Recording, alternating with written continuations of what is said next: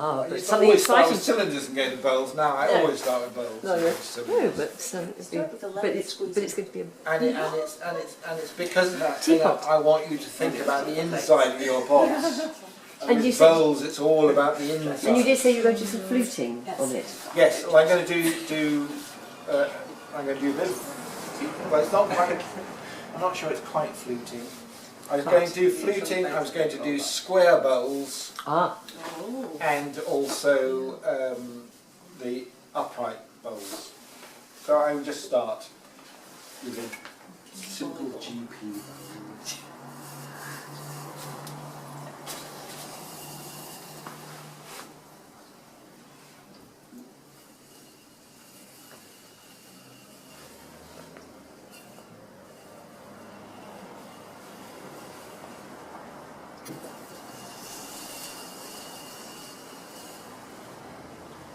So I've got here £1.25 of clay, which is what I use for my GP bowl.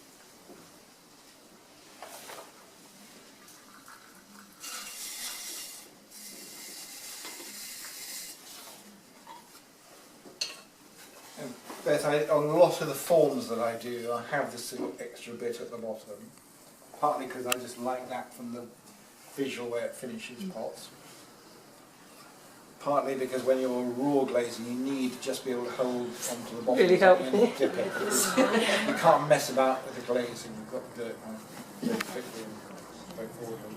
So yeah, if you've got something to get hold of the bottom, it's so much Really easier. helpful.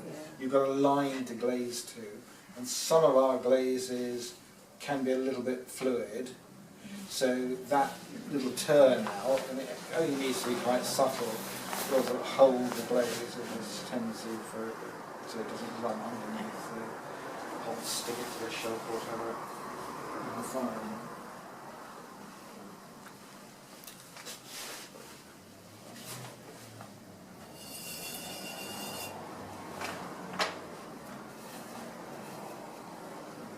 Everybody remembers the bowl lift.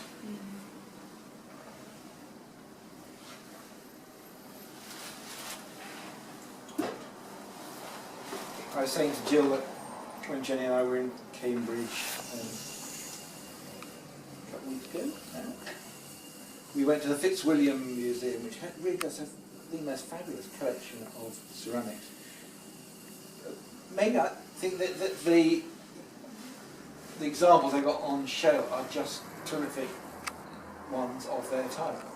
And I don't know much about how their collection was put together, but I think there's this man called Glacier, who seems to come into a lot of it.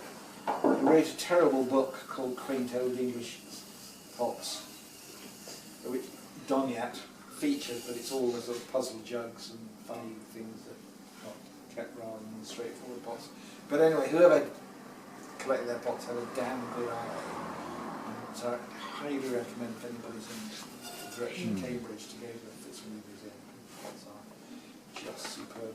And there was a very nice bowl, I've forgotten now what period, that was sort of fluted from the outside. And I didn't mean to try it before you came, but I'm going to try it anyway. So I'm going Good. to try it anyway. That's what we like. Absolutely. A little bit of experiment. In the spirit of adventure. Exactly.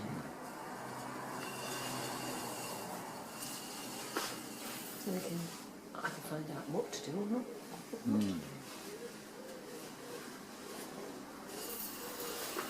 I think when you're doing this, the thickness matters quite a bit. It has to be fairly thin so that the pressure of the... I'm going to just use this bit of wood and run it up the outside.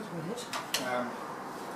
But the clay needs to be thin enough that it goes in where the tool goes in, rather than kind of trying to push the whole side of the pot in. Okay.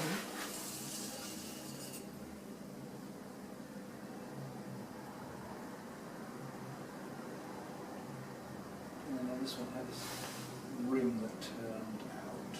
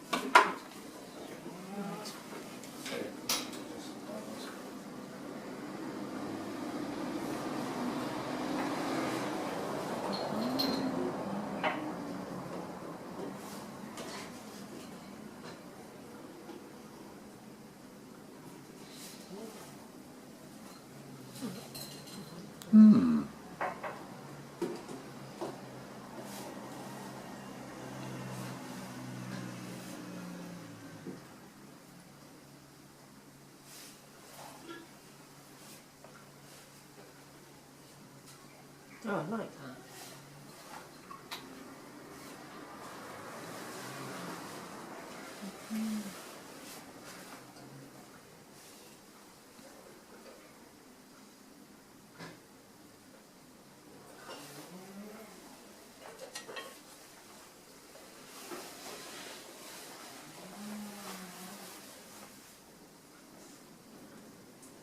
And you can just recenter the rim without touching the rest of it.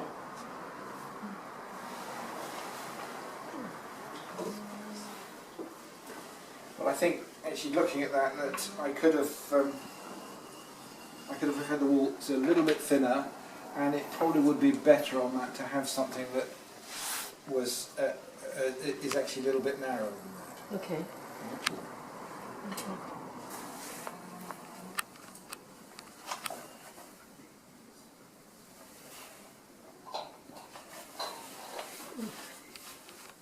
Which is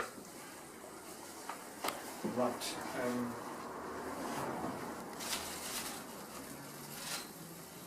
So I'm going to do another small bowl, but with, again, thinking of decorative, with one of these Donyatt ribbons.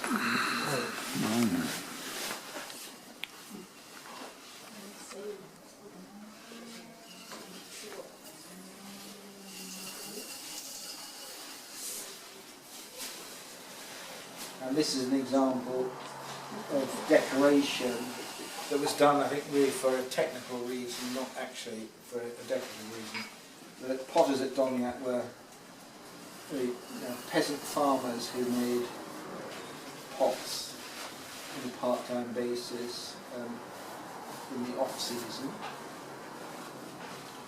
And the most expensive, well, probably the only material really that they brought in was the lead for the glazes, which cost them a great deal, and so they tended to use it very sparingly, mostly just on the inside of things. When they were doing, when you're glazing a bowl, it's quite difficult not to get the glaze to run down the outside. So they made these rims where they use the blunt end of the porcupine quill.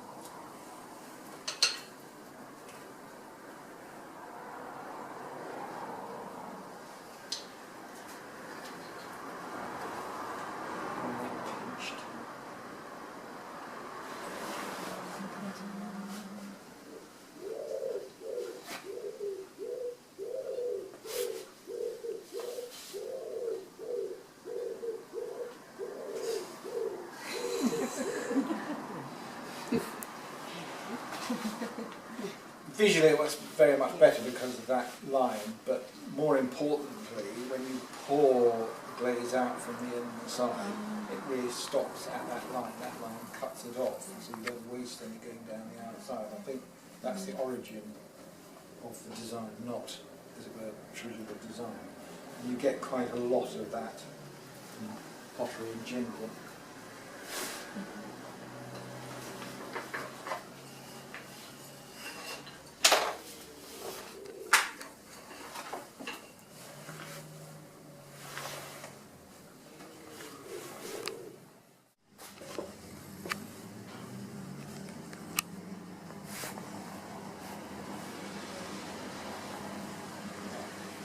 And then to give emphasis to this, what I do is just use the back of my nail, just push it in like so. So you've got an extra little shadow underneath the rim which emphasises the shape. Yeah. I want to get the water off without sponging it. Do you want There's a hairdryer somewhere. There's a hairdryer down here on the. Oh, that's a good. Well, wait a minute. We're very lucky to get lunch in. Yes. Yes. Keep some late lunch. That would be interesting.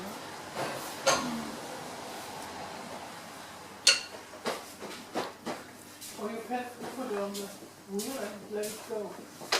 Well, a hairdryer. For Yeah. drying. I like to put it in. Where is it, Douglas? 2 seconds. In the toaster Behind you, box. Jen. On the floor.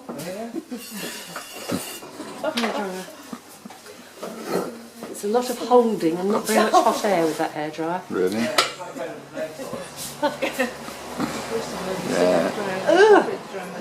You're right. Well, Ben, there's another one You've had a here. refreshing. It woke me up. I was thinking, no, it's not. There's a paint stripper here. You just have to be Revenish rather careful. Pint of icy water down the front. Quite shocking. Quite refreshing, actually. Don't melt cables, These, etc.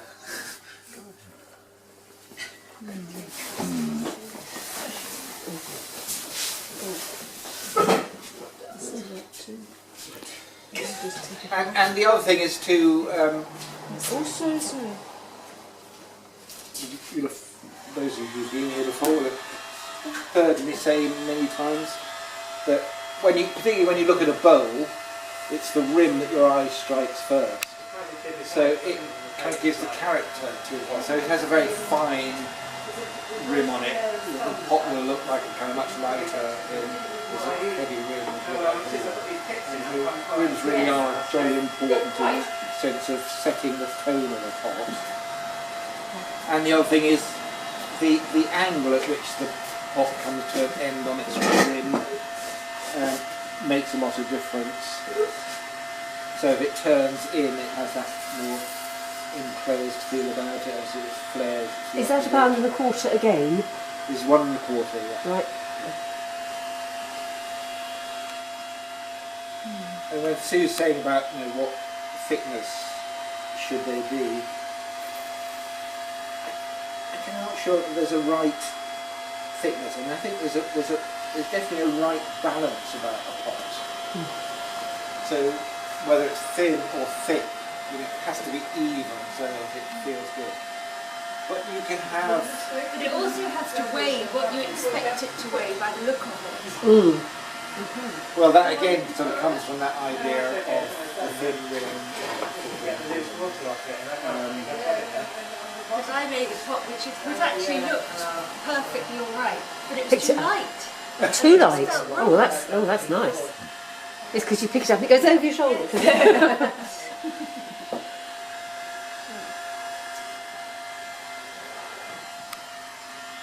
Yeah, I've definitely gone through a phase of making the bigger bowls too heavy, which is another reason for kind of doing that open flow. Like a golfer, a potter, you go through phases Yeah. when your game is sort of In on tune. form, and then Yeah, no you're off. reason Are you a whatsoever your golfer? swing goes off or something. Are you a golfer? No. Oh, good sound. From I what hadn't I put you down as a observe, golfer, but well, you know, golfers go through a golden patch when they can't lose. Yeah, and they then don't make any just mistakes at all. Can't, No. can't get it right at all. yeah, luckily with pottery, there's always other things to do. As you sit down to throw things, you just cannot. You go away and do something else. Yes. There's always plenty of other things to do. So yeah, so I've thinned that in an outward direction. So the rim itself isn't really that thin, but it goes Gets thin thinner. to one side. Right.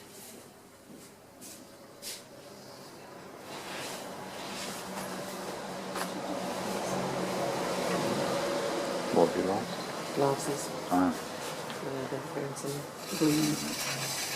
probably washed away. Yes. isn't it? Yeah.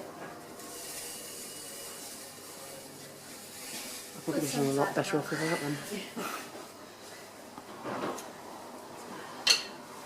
I can't see my hand in front of my face without them anymore. Yeah, you can when you use that. If you're a little observant about it, it sort of pushes in on the curve. Yeah, so I'm just going back to Bring it back out. push that back out again.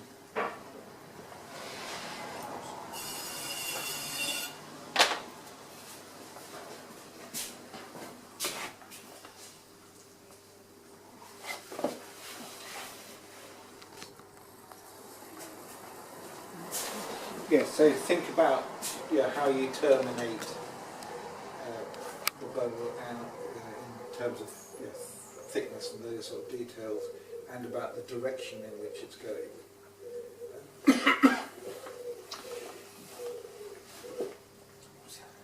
Oh yes, what I was saying about the bow Owen had putting in. Yeah. Has got a heavier rim on it, but to not make it heavy in terms of actual weight and balance, what I did on that one was to roll the rim. So I was going to, I haven't done one of these for ages, but do that. Oh,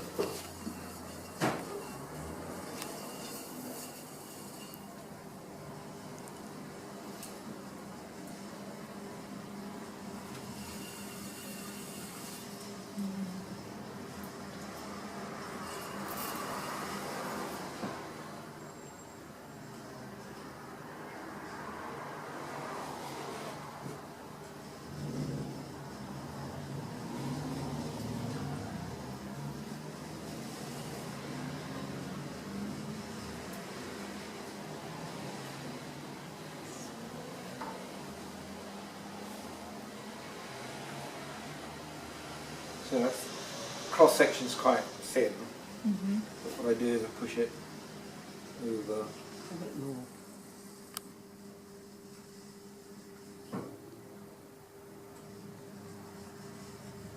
I do like that.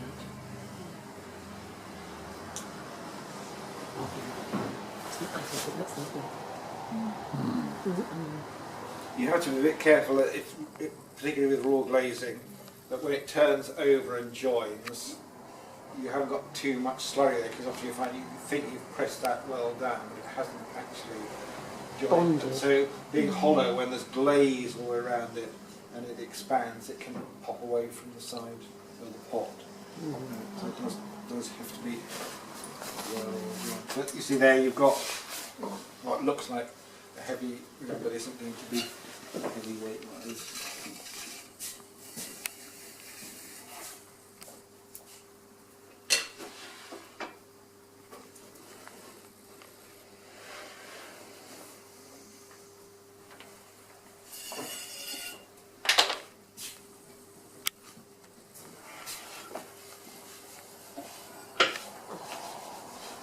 I just don't know if it used to be.